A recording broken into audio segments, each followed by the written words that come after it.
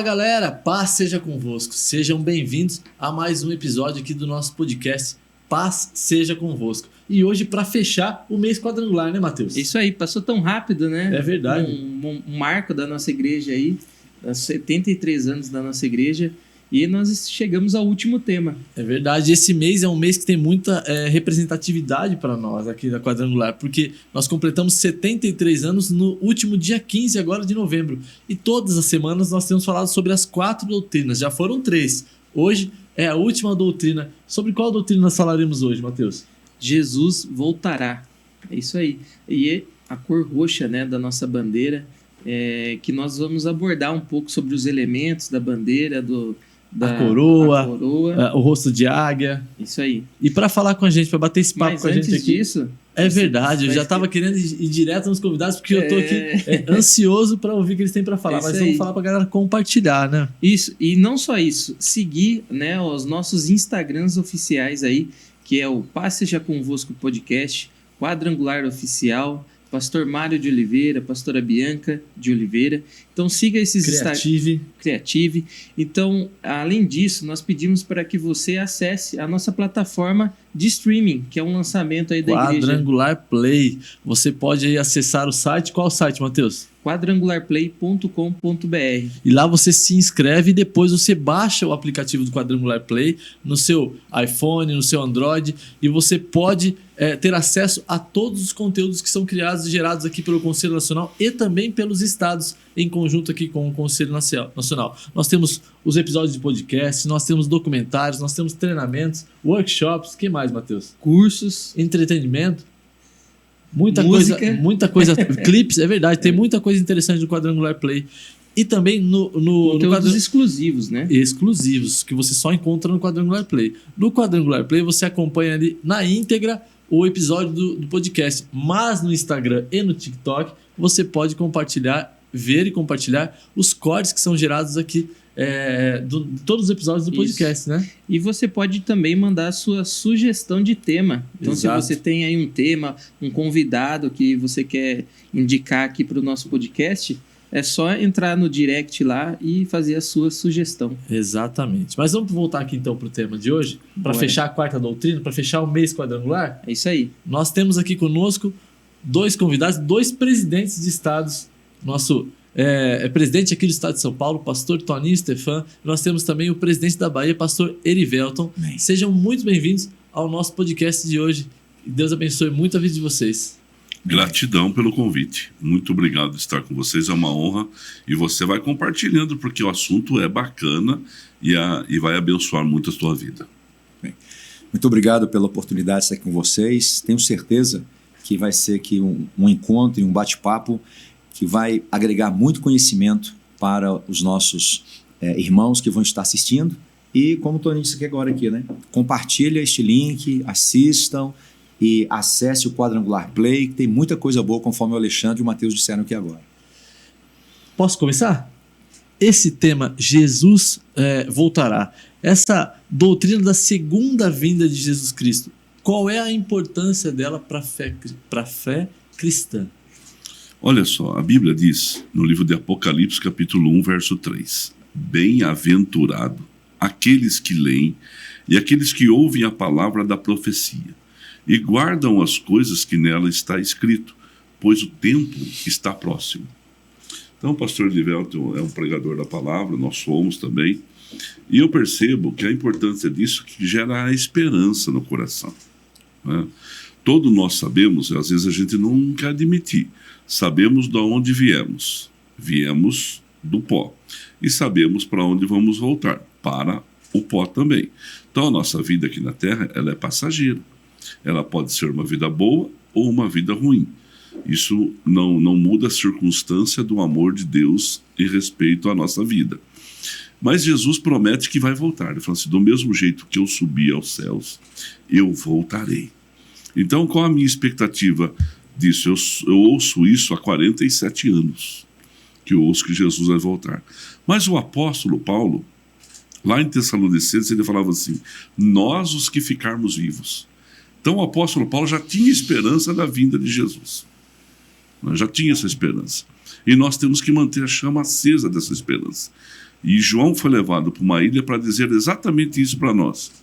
Eu sou um bem-aventurado aqueles que amam a profecia do quê? Da sua vinda. Porque Apocalipse é o final. Então, é muito sério isso. A igreja nunca pode perder essa esperança, essa expectativa, pastor Elivelto. Amém. Nós pregamos essa palavra, a palavra do Senhor, e sempre entender o que a Bíblia diz, conforme o Toninho já disse aqui, alguns textos bíblicos, e eu vou complementar, se assim eu posso dizer aqui, Tito capítulo 2, versículo 13, a palavra diz assim, aguardando a bem-aventurada esperança. E que esperança é essa? É a manifestação pelo poder de Deus de Cristo Jesus. Então, ter essa esperança guardada em nós e fazer com que o nosso dia a dia, a nossa vida diária, ela possa refletir nas outras pessoas essa esperança. Eu gosto desse texto aqui de Hebreus, capítulo 9, versículo 28, que diz assim, assim também Cristo foi oferecido em sacrifício uma única vez para tirar os pecados de muitos e aparecerá pela segunda vez. Então, essa tem que ser a nossa esperança. Vamos continuar pregando, vamos construir, vamos reformar igrejas, vamos ganhar pessoas para Jesus, mas sempre com essa esperança em nós. Ele está voltando. E aparecerá pela segunda vez, não para tirar o pecado, mas para trazer salvação, olha o que a Bíblia diz, aos que o aguardam. Então essa é a nossa esperança, né? Amém. É isso aí. E nós temos também o pastor Erivelton, que é o secretário de Educação, né? Que nós acabamos deixando passar. Não, tá tudo bem. Pastor Erivelton, a cor roxa na nossa bandeira, o que ela traz, o que ela significa? A cor roxa, olha, eu trouxe até aqui para esse nosso encontro aqui, o nosso livro. O nosso livro que os nossos alunos também estudam Sim. no nosso ITQ. O nosso ITQ, o curso que nós oferecemos, é um curso que visa capacitar, treinar, formar novos líderes e novos pastores para o Ministério Quadrangular. E aqui traz muito certo aqui esse significado que você está me perguntando. A cor roxa significa o quê? A cor roxa significa e representa a realeza, a majestade de Jesus, traz conosco a lembrança de que ele vai voltar para governar, vai voltar para reinar, vai voltar para estabelecer, conforme o próprio texto que eu já disse aqui agora para vocês aqui. A cor roxa está simbolizada na nossa bandeira, tipificando o rei que há de vir, mostrando dentro de toda a história a realeza. Essa cor traz uma cor de nobreza, né? De vida dentro da nossa bandeira. Então, é isso que a cor roxa significa para nós. Pastor, nós temos ali um dos símbolos, né? Como símbolo, a coroa. E aí eu queria que o senhor falasse a representatividade dessa coroa para a gente. Sim, o pastor Elivelton foi feliz em citar o estudo teológico e eu acho que todo crente que quer ser pregador da palavra de Deus precisa estudar a Bíblia. E a Igreja Quadrangular, além da escola bíblica, ela tem o Instituto Teológico e o MQTI, que são duas ferramentas essenciais. Fazendo uma brincadeirinha aqui, que eu lembrei de uma historinha, o camarada perguntou para alguém, Elivelton, eu quero pregar domingo à noite na igreja. O pastor falou assim, então vamos fazer o teste. Onde que a Bíblia fala sobre o biscoito? Ele falou assim, Abacuques. Então, quer dizer, o cara não sabia nada de Bíblia. Abacuques. Estou pronto, pastor, está pronto para ir embora para casa. Né? Então, o que acontece com o estudo da palavra vai gerando. Todo rei tem uma coroa. A coroa representa o rei. Quando Jesus foi crucificado, quando ele vai ser crucificado, os soldados ali falam assim, pô, ele está sem ele diz que ele é o rei, e ele está sem um utensílio que o rei usa. Fizeram uma coroa de espinho e cravaram na sua testa. Ali gerou dor, gerou sangramento, mas ali também gerou uma palavra profética. Ali gerou um start para aquilo que Deus o coroou, né? E ele é o rei dos reis, senhor dos senhores. Amém. Então, como ele é rei, ele tem a coroa. Então, na Quadrangular, nós já falamos sobre a cruz, já falamos sobre a pomba, já falamos sobre o cálice, e agora estamos falando da coroa, né? Que é o símbolo da realeza, da gloriosa vinda de Jesus. Então, ele é um rei que tem coroa. Ele é o nosso rei. Amém. Amém. Amém. E nós temos também o rosto da águia, né? Rosto de águia que nós temos presente junto à cor roxa e a coroa. Eu queria que o senhor falasse um pouquinho para a gente sobre sobre a águia. Essa expressão, né? É. O nosso livro do ITQ, ele traz um pouco desse simbolismo que a águia é para nós, para nossa igreja e tudo, né? A águia faz seus ninhos nos maiores penhascos. Então isso arremete a gente àquele pensamento assim: Jesus vai voltar para nos buscar, para levar-nos ao alto. Vamos nos encontrar com Ele no alto. Seremos arrebatados, seremos tomados com força, com violência, porque vai ser arrebatamento, ser arrancado com força. Então, nós vamos encontrar com Ele nos ares. A águia traz esse simbolismo porque ela faz os seus ninhos nos ares. Algo que eu ouvi certa vez, Toninho, foi a águia, quando ela está alçando os seus voos, ela quando tem uma tempestade, a águia não se intimida com a tempestade. A águia, ela não fraqueja. A águia pode vir a tempestade, eu vou parafrasear o texto aqui, dizendo assim, pode vir algumas tribulações, mas a águia, ela rompe a tempestade porque ela sabe para onde ela está indo. Então, o simbolismo da águia traz essa conotação para nós. A conotação de sempre estarmos acima das adversidades e, com certeza, olhando para o alto, porque é de lá que vem o nosso socorro. O senhor quer... Não, ele citou muito bem a águia. A águia é um símbolo também da realeza. Também da realeza. Também da realeza. E sempre existe comentários sobre a águia, e um que a pastora Lourdes usa muito, ela fala que a águia, ela se depena quando ela está ficando envelhecida, porque ela mesmo tira com o seu bico parte das suas penas, né? E aí ela quebra o seu bico numa pedra. E aí ela se isola, porque ela se esconde, né? Ela se esconde. Resultado disso, de repente ela começa a ver as penas voltarem, ela vê o bico crescer, então ela está renovada. E aí que ela dá seus voos altos, diz a história, né? Que ela dá os seus voos altos e mergulha porque ela está renovada. Nosso Senhor foi crucificado, nosso Senhor padeceu, suas asas foram quebradas, seus bicos foram quebrados, mas agora ele não vem mais como um menino da manjedoura, não vem como o homem do Calvário, ele vem como rei.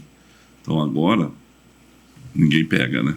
Agora é o nome que dá sobre todo o nome. Então é o símbolo da realeza, o símbolo da águia na Igreja do Evangelho Quadrangular. Me permita Claro. ainda completar algo mais.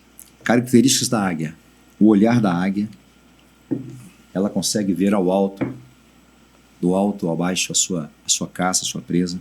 Audição, planadora, consegue fazer os seus voos. Prudência, algo que eu acho que é muito importante aqui, fidelidade. Nós temos um costume, quando os meninos eram pequenos, de levá-los no zoológico. Eu, minha esposa Jocélia, a minha Débora e meu Davi.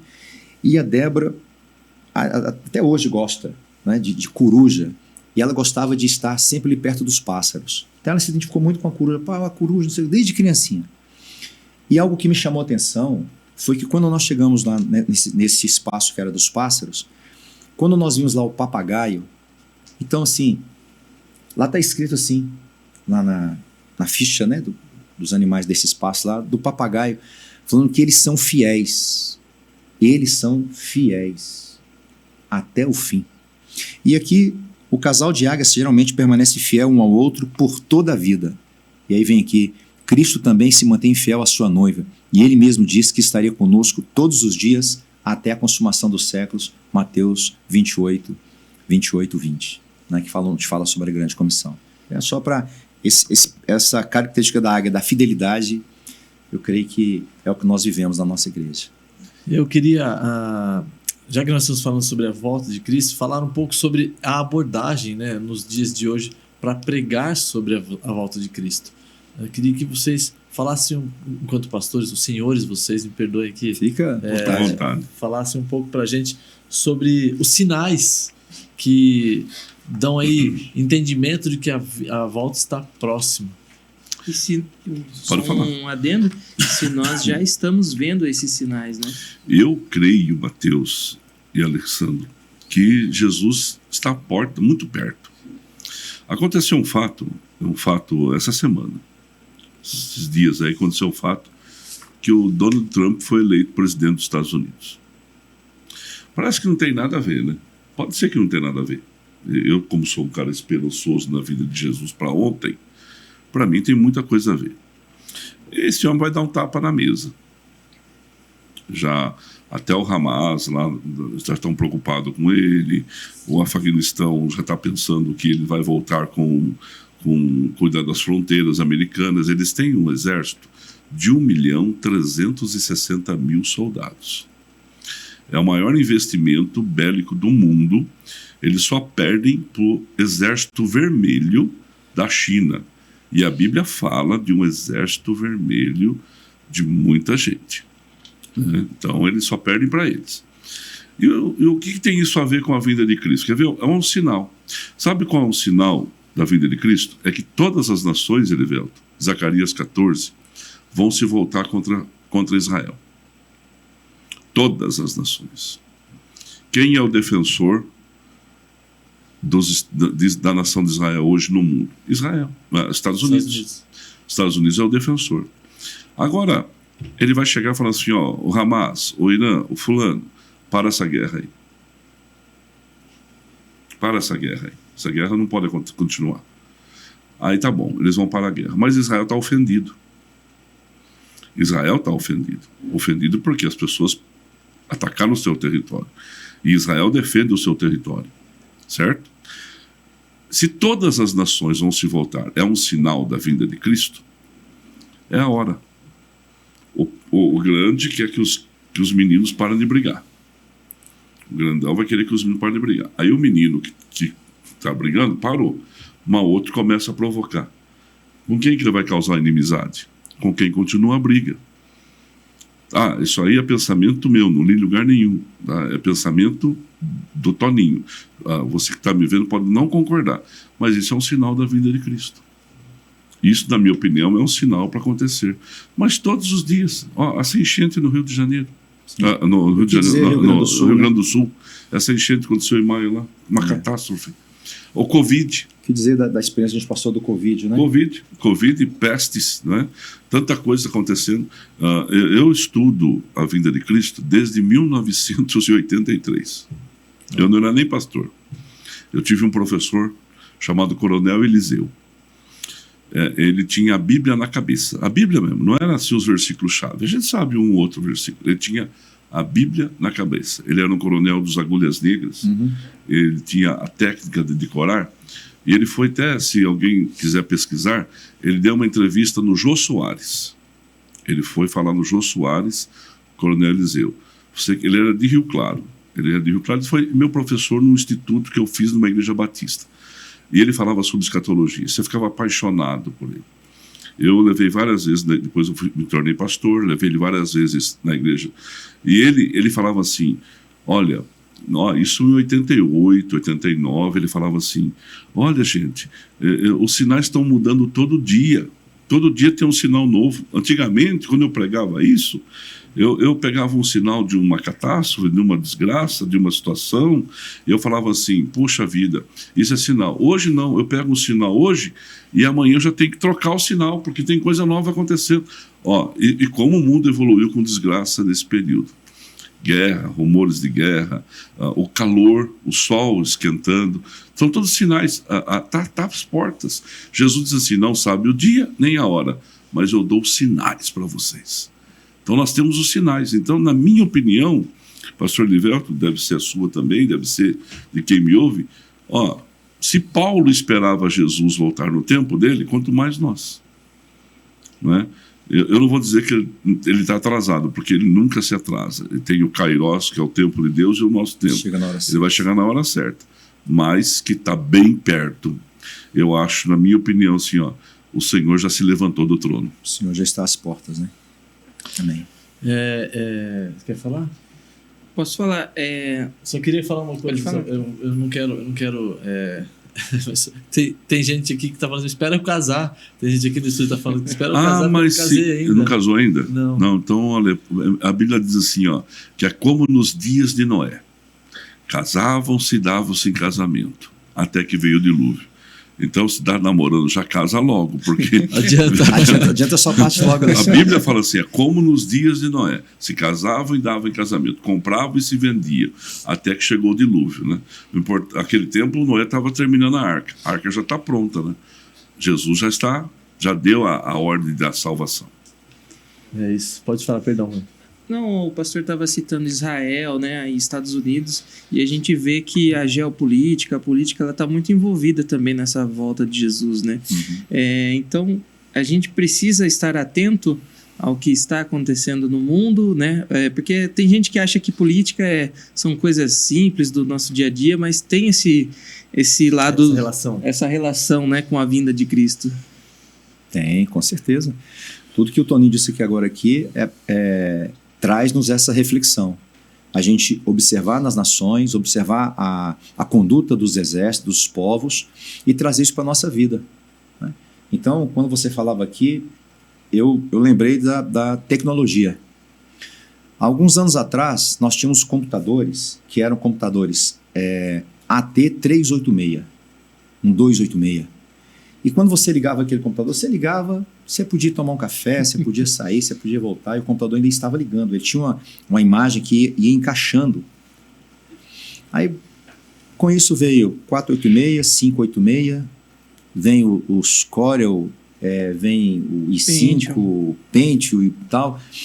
E aí veio tecnologia, a microtecnologia, a nanotecnologia, e isso tudo vai trazendo também uma reflexão para a gente de que Jesus está às portas. Ele está voltando, né? Então, acho que tudo influencia, tanto na área política, quanto na área tecnológica.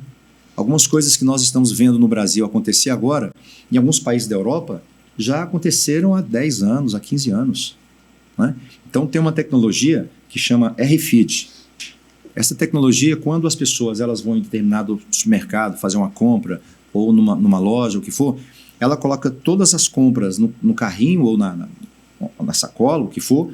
Quando ela vai passar no caixa, a atendente nem precisa tirar as compras. Ela simplesmente passa ali, o leitor ali, e automaticamente já aparece na tela tudo que aquela pessoa está levando.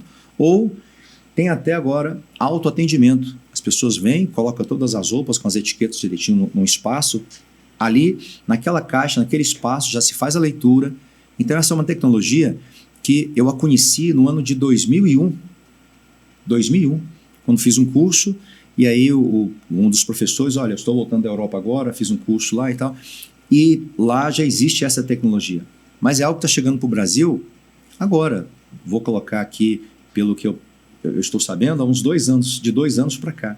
Então, isso tudo influencia nesse cenário da volta de Jesus, né? Você falou de política, né? Muito bem colocado pelo pastor. A tecnologia é um sinal.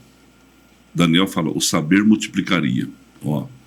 Aí as pessoas falam assim, eu me lembro, lá na sua igreja, lá em Limeira, o pastor Círio era apaixonado por a volta de Jesus. E ele trazia sempre pessoas para pregar. E quando ele falava do 666, a gente pensava que era uma tatuagem na testa, né? Uma tatuagem, que nada.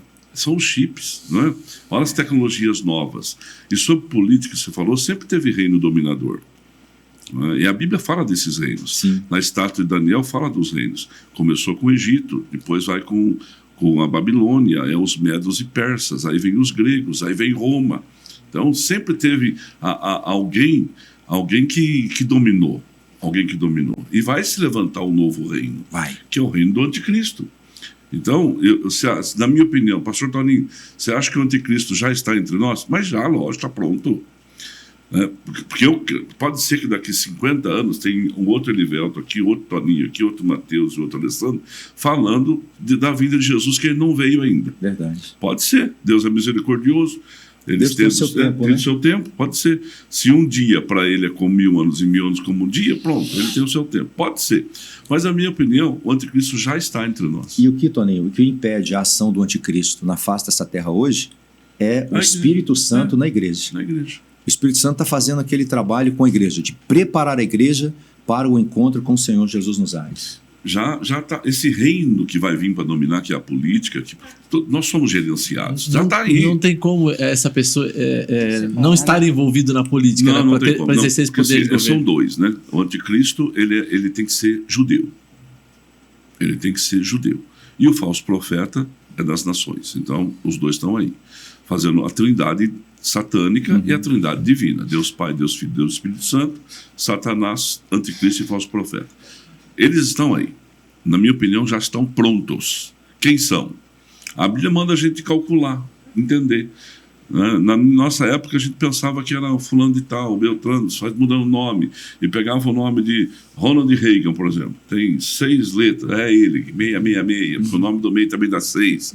Não, é muito superficial isso, entendeu? Então, quem é? Eu não sei. Na minha opinião, alguém muito envolvido com tecnologia. Muito envolvido com tecnologia, porque vai ter que chipar todo mundo. O seu celular dá a localização.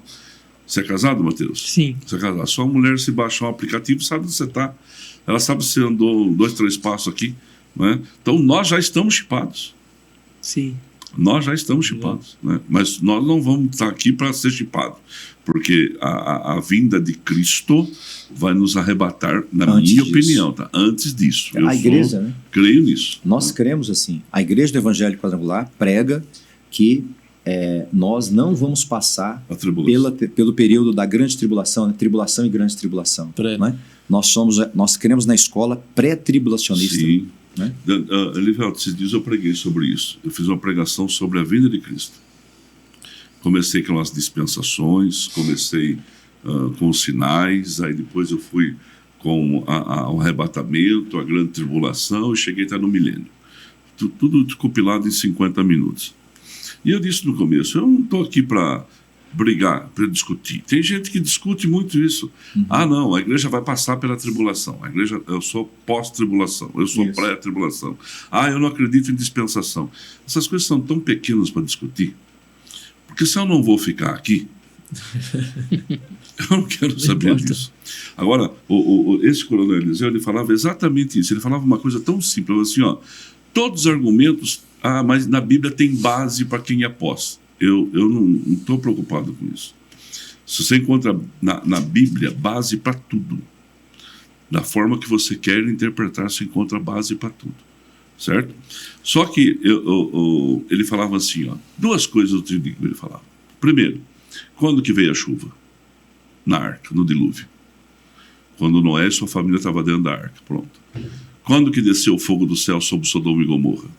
Quando Ló e sua família já estavam longe. Falou a mesma coisa.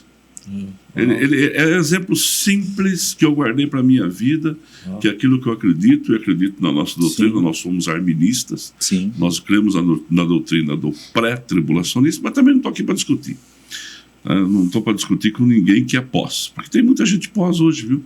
Tem muita gente pós que está dentro da igreja quadrangular, tem muita gente que não acredita nos tempos das dispensações, que são os períodos de tempo que Deus revela a sua vontade com o homem, tem muita gente que não acredita hoje nas alianças, mas não tem problema nenhum. O importante é que a gente não vai ficar, e nós pregamos o evangelho do arrebatamento. Há 2 vidas: primeiro, o arrebatamento secreto, e segundo, a volta de Cristo depois de 7 anos. E agora eu queria ir um pouco mais profundo, então. Se a gente ler lá em Mateus 7, 21, 23, diz assim: nem todo o que me diz Senhor, Senhor entrará no reino dos céus, mas aquele que faz a vontade do meu Pai que está nos céus. Muitos naquele dia hão de dizer-me: Senhor, Senhor, porventura não temos nós profetizado em teu nome, nem em teu nome não expelimos demônio, e em teu nome não fizemos muitos milagres? E a resposta então lhes direi explicitamente: nunca vos conheci, apartai-vos de mim, os que praticais a iniquidade. É um pouco profundo isso, porque com a volta de Cristo a gente começa a ficar, tem muita gente que começa a se perguntar: eu vou? Não vou? Ele vai me aceitar? Não vai me aceitar? Como é que vai ser isso? Como é que a gente pode entender ou interpretar esse versículo de Jesus? Pode começar. Eu penso o seguinte, nós cremos o seguinte, nós temos uma conduta, uma regra de vida, que é a palavra de Deus. A palavra do Senhor, ela nos traz a conduta que nós devemos ter na nossa vida, no nosso dia a dia. Fazer a obra de Deus, fazer a obra com zelo, com amor, fazer a obra do Senhor com a expectativa de que aquela outra pessoa que está nos ouvindo, ela possa entender o evangelho simples, puro, sem colocarmos um peso sobre ela. Quando você faz a obra de Deus, quando você prega o evangelho com amor, com graça, quando você se doa para o evangelho, para a causa de Cristo, e quando você se doa, no nosso caso, na igreja do Evangelho Quadrangular, né? Eu e minha esposa, nós fizemos um voto há 26 anos atrás de casamento, quando nós nos casamos no dia 28 de dezembro, e quando o período que nós estávamos namorando, nós fizemos um compromisso, Toninho. Nós falamos assim, Céu, nós vamos ficar velhos juntos. O meu cabelo vai ficar branco ao seu lado e o seu cabelo vai ficar branco ao meu lado. Nós vamos, olha só o nosso voto, hein? Nós vamos nos gastar no evangelho e deixar que o evangelho nos gaste. Então, quando nós temos uma consciência de pregar o evangelho para que outras pessoas entendam esse poder de Cristo, quando nós temos essa paz dentro de nós, então nós podemos entender que nós seremos daquele grupo que vamos nos chegar diante do Senhor, vamos apresentar a nossa vida, apresentar as nossas obras, porque a Bíblia diz que vai ter um tempo que nós vamos nos apresentar diante do Bema, diante do tribunal de Cristo, e as nossas obras, elas serão provadas pelo fogo. Então, quando as nossas obras serem provadas pelo fogo, nós vamos receber o nosso galardão. E aí eu entendo que quando chegar esse dia, esse grande dia, que nos apresentarmos diante do Senhor, porque eu creio no arrebatamento, conforme nós estamos conversando aqui, antes desse período de sofrimento, antes desse período de luta, e eu creio que nós vamos chegar lá e vamos ouvir o nosso nome ser chamado, e ele vai dizer assim, entre para o gozo do teu Senhor, sabe? Então eu creio que é viver o evangelho simples, é viver o evangelho, sabe, com paz. É verdade. Isso é muito sério o que você está falando. Porque a gente tem que saber dividir quem clama e quem acredita. Quem clama e quem acredita. Eu penso bem como o Livelto falou e acredita. A fé vem pelo ouvir a palavra de Cristo. Amém. Então, quando você recebe Jesus como seu único e suficiente Salvador, você está salvo. Amém. A Bíblia já diz, não é pelas obras para que ninguém se glorie. Aí, a partir do momento que você entrou na fé cristã, que você recebeu Jesus como Salvador, o Espírito Santo passou a morar dentro de você, o que acontece? Essa fé começa a gerar em você transformação e mudança. Expectativa nova. Aí você vai conduzir sua vida cristã. Aí você conduziu sua vida cristã. Porque você foi salvo não pelos seus méritos. E você não mantém a salvação pelos seus méritos. Você mantém a salvação pelo sangue de Jesus. É verdade. É isso que mantém a nossa salvação. É isso que nos dá a condição de sermos arrebatados, de sermos transformados e morar no céu. Bom, mas aí eu levei uma vida cristã à revelia. Aí vou chegar lá diante do trono. Aí vai ter os galardões. Se o meu galardão for prata, for ouro, prata ou bronze, vai ser provado pelo fogo, vai ficar. Mas se o meu galardão for madeira, feno e palha, vai consumir. Não é a mesma coisa, nós pregamos. Eu não preciso que você termine o culto e venha falar para mim assim, o culto foi uma bênção, pastor. O senhor pregou maravilhosamente para me pregar domingo que vem de novo. Não, eu não preciso disso. Eu não preciso desse elogio, porque agora se eu precisar disso, se eu precisar que eu ouvir isso de você, quando for provado lá em cima, por mais que eu me doei naquela pregação, vai virar prata, vai virar feno, vai virar palha. Eu já recebi a minha honra. Então eu estou fazendo por reino. Um dia uma moça falou para mim assim, olha, eu dancei aqui na igreja, até saiu da igreja na época, dancei na igreja, ninguém nunca falou nada, nunca me elogiou, olha, eu fiz uma coisa tão linda, ensaiei. Eu falei, irmã, vem cá um pouquinho, faz quanto tempo que você me ouve pregar? Ela falou, 10 anos. Então, em 10 anos que você me ouviu pregar, você nunca veio falar para mim que a pregação foi boa.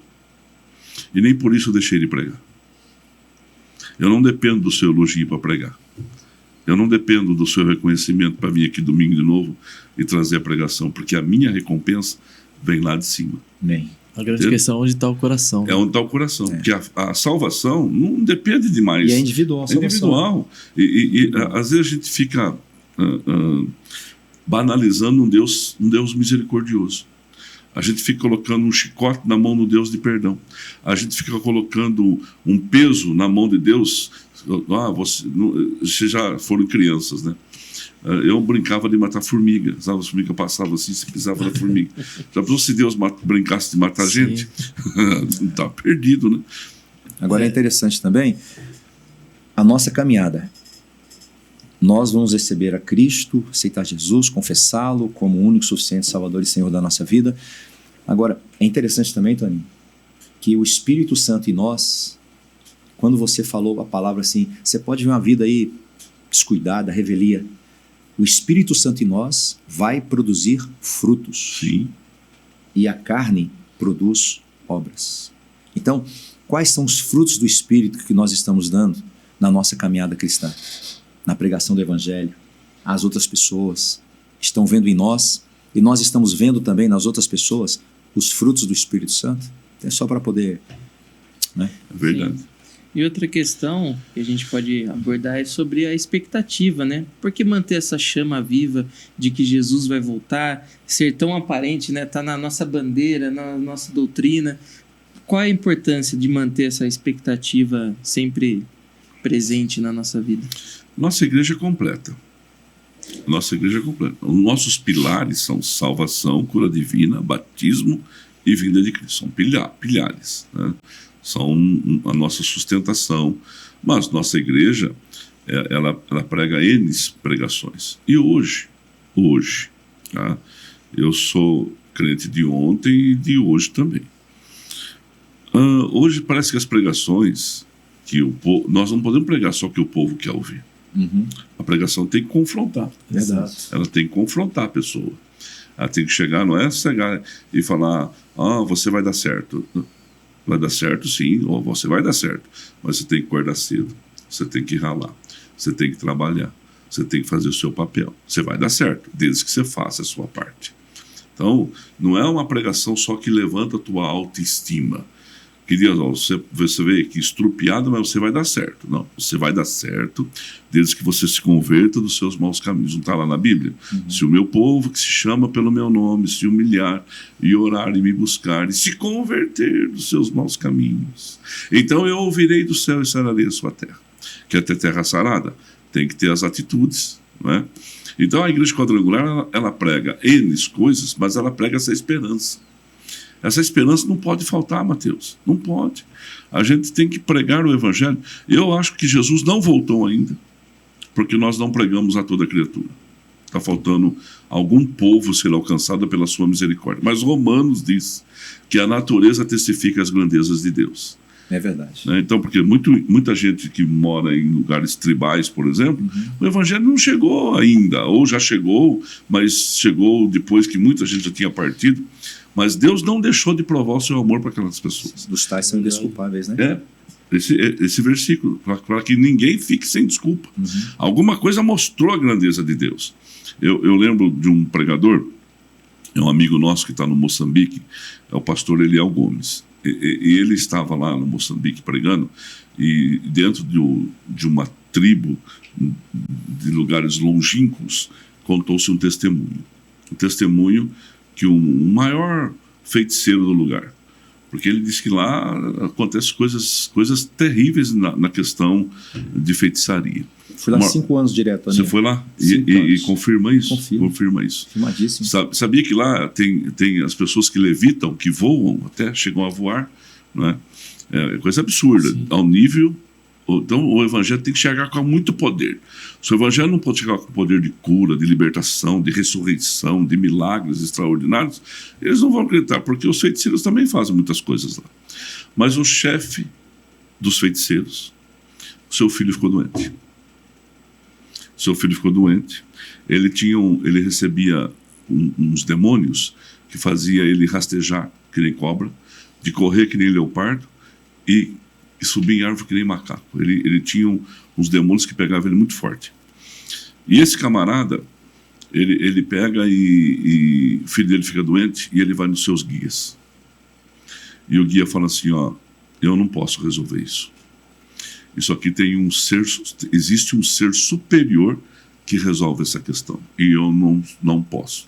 Não está na minha alçada isso. E ele começa a procurar esse ser superior. E ele encontra uma senhorinha que morava numa cabana, que buscava a Deus, evangelizada por um missionário. E ele chega até lá e ela fala assim, eu posso resolver isso. Em nome de Jesus, está curado. O menino foi curado. Glória a Deus. Ele falou assim, ó, a partir de hoje o seu Deus é o meu Deus. Porque até agora eu servi esse Deus, esse ser, esta entidade, porque eu achava que ela é maior. Mas agora eu descobri que tem um maior. E quem que era o maior? Jesus Cristo. Então, nós não podemos perder a esperança. E a internet, pastor Livelto, nos ajudou muito. O Covid, a gente aprendeu a fazer culto online. Hoje, 90% das nossas igrejas não pararam de fazer culto online, pregando em todo canto. Não é? Hoje, você não se limita, digeram para o Joel Austin, pastor daquela igreja famosa.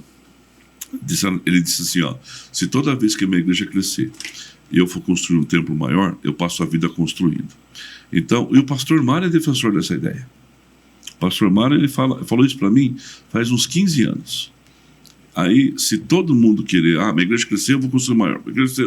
Eu vou assim, não, eu já tenho um lugar com 35 mil lugares, que ele faz culto, mas eu posso colocar 1 milhão de pessoas, porque eu transmito.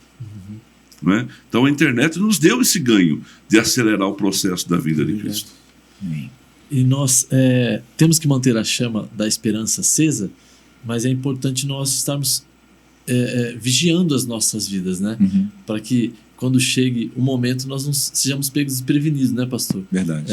Tem até algumas parábolas que falam sobre estar sempre atento ali, né? O senhor pode falar um pouquinho para a gente sobre isso, por favor? Em Mateus, no capítulo 25, Mateus, no versículo 1, diz assim, então o reino dos céus será semelhante a 10 virgens, parábola das 10 virgens, que pegando as suas lamparinas saíram a encontrar-se com o noivo.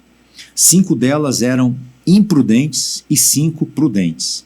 As imprudentes pegaram suas lamparinas, mas não levaram consigo o óleo. Mas as prudentes, além das lamparinas, levaram óleo nas vasilhas. E como o noivo estava demorando, todas ficaram sonolentas e adormeceram. Mas quando foi meia-noite, à meia-noite ouviu-se um grito, eis o noivo, saíam ao encontro dele.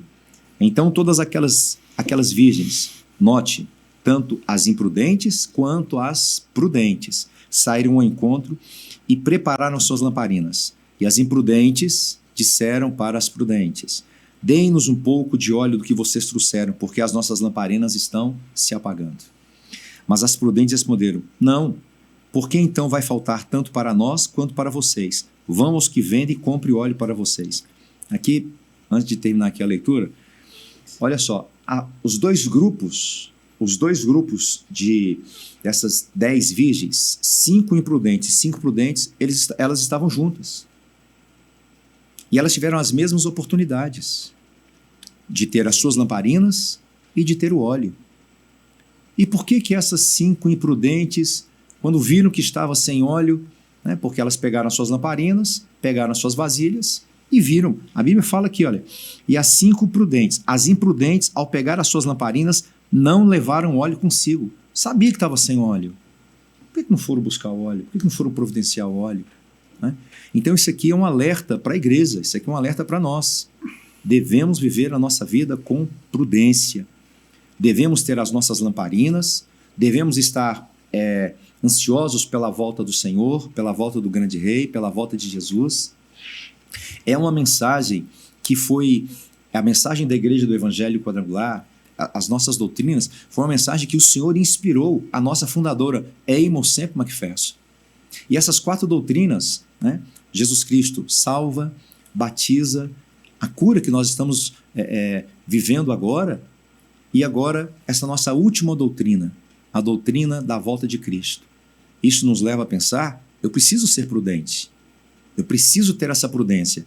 E o final do texto diz assim: e saindo elas para comprar, chegou o noivo. O noivo chegou, elas não estavam presentes, e o noivo então, diz a palavra, e as que estavam preparadas entraram com ele para a festa do casamento e fechou-se a porta. Há um tempo em que o Senhor vai voltar. E a gente costuma dizer o seguinte, que o tempo de Deus é um tempo de honra e um tempo de glória. No tempo dele, todas as coisas vão ser estabelecidas. E o que nos cabe agora fazer, você que está nos assistindo, é guardar a nossa vida, sermos prudentes, sermos vigilantes no nosso dia a dia, saber como que nós vamos dar uma resposta, buscar ter coração sábio. Salmos 90:12 diz: ensina-nos a contar os nossos dias de maneira tal que venhamos alcançar coração sábio. Ensina-nos a contar os nossos dias. Ou seja, é acordar de manhã cedo, ter o nosso devocional, falar com o Senhor, orar, ler a Bíblia, pedir que o Senhor esteja conosco no nosso dia a dia, pedir que o Senhor nos ajude a dar as explicações, as orientações, os conselhos, uma resposta, ali no trânsito, você ter paciência. Então, ou seja, isso é viver de forma prudente. E sempre, eu costumo sempre dizer, sabe, Toninho, eu gosto de pregar sobre a volta de Cristo. Eu gosto disso, porque eu estou vendo ali a garrafa de água ali, ó, e quantas vezes falava com a gente, você não pode comprar, porque antigamente não tinha o código de barra em tudo. E ali no código de barra nós temos seis linhas, né, que são maiores. Uma numa extremidade, uma no meio e a outra na outra extremidade. E eles falavam que essas 6 barras que estão ali traz a representatividade de 666. Então, quantas vezes a gente já ouviu tudo isso acontecendo, essas ideias que as pessoas lançam como verdades, né? Então, viver hoje de uma forma prudente é ter certeza. Eu preciso guardar a minha lamparina, eu preciso ter o óleo para a minha lamparina, porque o noivo está voltando. E ele vai voltar para buscar as pessoas que estiverem vigilantes, que forem prudentes. E depois que ele voltar, a porta vai fechar. A porta vai fechar e aí não vai ter condições mais dessas imprudentes terem acesso. O pastor Toninho falou sobre a questão da tecnologia, o pastor Erivelto falou a questão do QR Code, né? Código de barras, agora é o QR Code. É uma situação que a gente não tem como viver à parte, né, pastor Toninho? Então, tem pessoas que falam que nem, não vou mais comprar água porque tem o código de barras, ou não vou ter uma rede social, um celular porque estou sendo vigiado. Como a gente vai viver, então, nesse mundo hoje, né, para vinda aí de Cristo? Não tem. Isso aí faz parte do dia a dia. Isso faz parte do dia a dia. Hoje a igreja também, ela pensa, né? Nós cristãos pensamos muito hoje, nós estudamos, nós estamos atualizados, né? A gente vai usando a tecnologia que faz parte do mundo, né? Hoje tudo é tecnológico. Para mim, que eu sou da era mais do papel, você vai em restaurantes hoje, o cardápio não tem mais cardápio na mesa, o cardápio é digital. É verdade. Né? E é ruim para a gente. Tem que ir com uma pessoa mais nova para poder fazer o pedido ali. É ruim para a gente. Então, tudo é digital. Então, cada época tem sua época. Né? Cada época tem sua época. Jesus nasceu aonde? Numa manjedoura. Era profetizado que ele nasceu na manjedoura? Era profetizado que ele ia nascer em Belém. Que ele nasceu em Belém. E tu, Belém, de Efrata, uma cidade pequena, de ti sairá o Messias. Ele chegou para ser hospedado em Belém. Maria e José chegaram para ser hospedados em Belém? Não, eles foram se hospedar em Jerusalém. Só que era tempo de festa e a cidade estava cheia. Então, aonde que sobrou um espacinho? Em Belém. Você é de Limeira, aonde que sobrou um espacinho? Em Tupi. Sobrou um espacinho ali pertinho, em algum lugar. E aí, agora que sobra um espacinho em algum lugar, chegou na manjedoura. Ponto, chegou em Belém. Então, a gente usa a ferramenta que tem na mão, né? Hoje é a tecnologia e a igreja usa muito bem. O podcast é uma coisa que todo mundo hoje faz. E a igreja é uma ferramenta que Poderosa. fica gravado, a quadrangular está atualizada. Então, nós transmitimos cultos com telão de LED, com iluminação, e cada um com a sua... eu sou do tempo que eu colocava a iluminação, sabe como? Lata. Sabe lata de massa de tomate? Colocava uma lâmpada com fio, porque é o que podia. Hoje não, hoje nós temos iluminação com os equipamentos próprios. Né? A luz na igreja, não sei se é do tempo vossos, mas luz na igreja, a gente alugava uma coisa chamada luz negra, porque a maior apresentação da igreja era as danças com a mão branca Pantomimas. a gente colocava uma luz negra. Não podia queimar, alugava uma luz, a gente fazia pizza para alugar uma luz negra. Olha que absurdo que é. Hoje não, então a gente tem que dançar conforme a música. Se está tocando a música da tecnologia, eu não vou ficar de fora. Eu só não vou aceitar. Porque como a Bíblia diz assim, que nós não podemos aceitar a marca. Vai chegar uma época, mas eu não vou estar aqui para aceitar a marca. Não vamos. Não vamos estar aqui. A marca, ela vem na tribulação. Exatamente. No controle da tribulação. E eu acredito que eu não vou passar a tribulação. Então, eu não estou preocupado com isso. Eu não vou estar aqui para ver, mas eu queria ver, Livelto. Não, eu não vou estar aqui, não. Não, eu não vou estar aqui para ver. Mas se eu pudesse arrumar uma janelinha para espiar, eu queria ver os crentes pós-tribulacionistas, o que eles iam fazer. Porque vai ser O que eles iam fazer. Porque a igreja vai passar a tribulação. Tá aí, então vocês vão passar a tribulação. Agora vocês vão passar. Então agora vocês não vão poder comprar nem vender, vocês não vão ter mais escolha, vocês vão ter que ficar fugido, vocês vão ter que dar a vida. Esconder, né? Você acha que crente modinha sofre uma perseguição dessa, ele suporta? Suporta nada, filho. Eu sou palmeirense. Qual a maior briga que hoje tem nos times de futebol? Torcida modinha.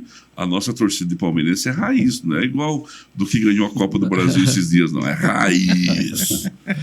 É isso. Nós estamos chegando ao final do podcast, desse episódio, que fecha, né, o mês quadrangular.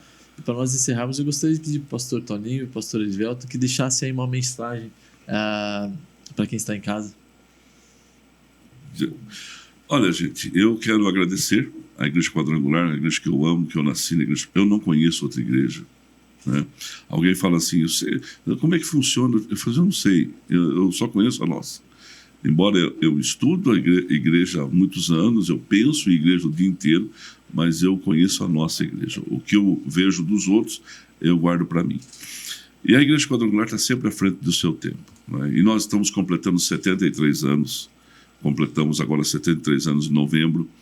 E nós temos muito fôlego. Nós parecemos uma criança. Nós temos 73 anos, mas com fôlego de criança e estamos crescendo.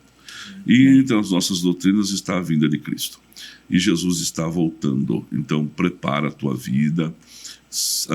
Realmente tem esse compromisso. Eu sou defensor da tese. Tese é o que você não pode provar.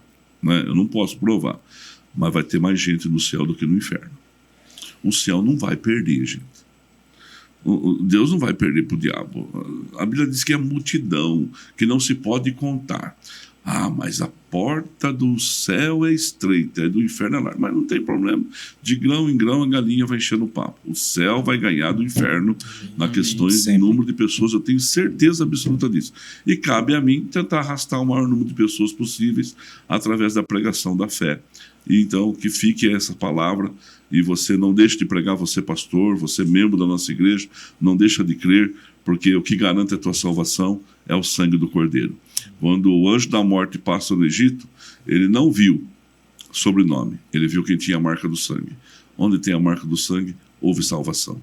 Na sua casa, haja a marca do sangue, porque isso garante a salvação. Amém.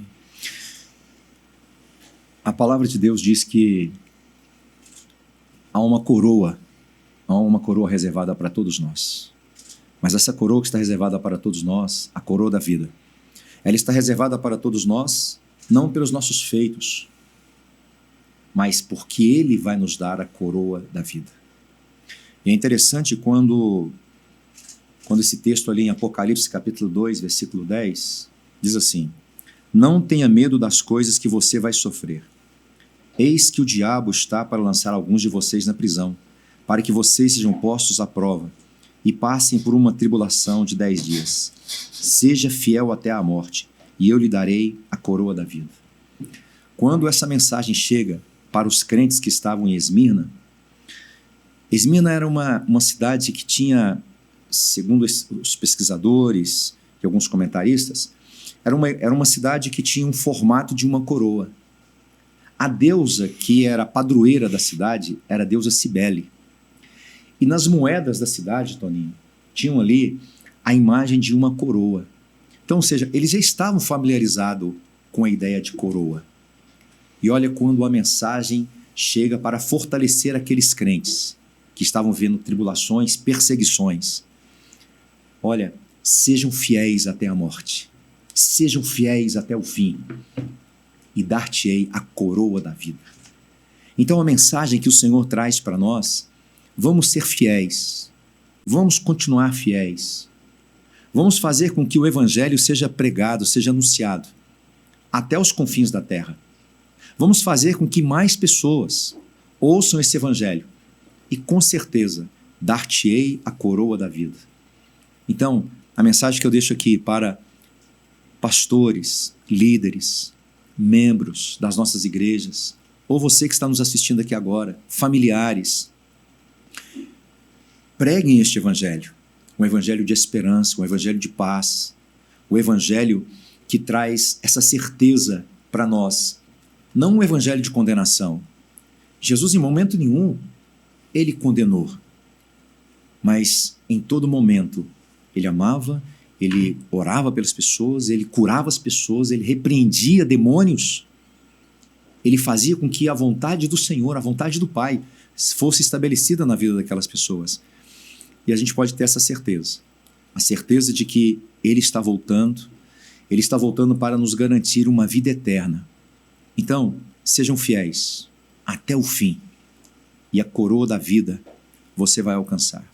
Essa é a palavra que eu deixo aqui, e quero, Alexandre e Mateus, mais uma vez agradecer pela oportunidade de estar fazendo parte do Pai Seja Convosco. Amém. É isso aí.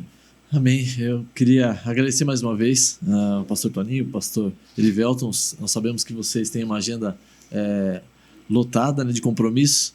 Acabaram de sair de uma reunião ali, mas de verdade, de coração, Deus abençoe muito a vida de vocês.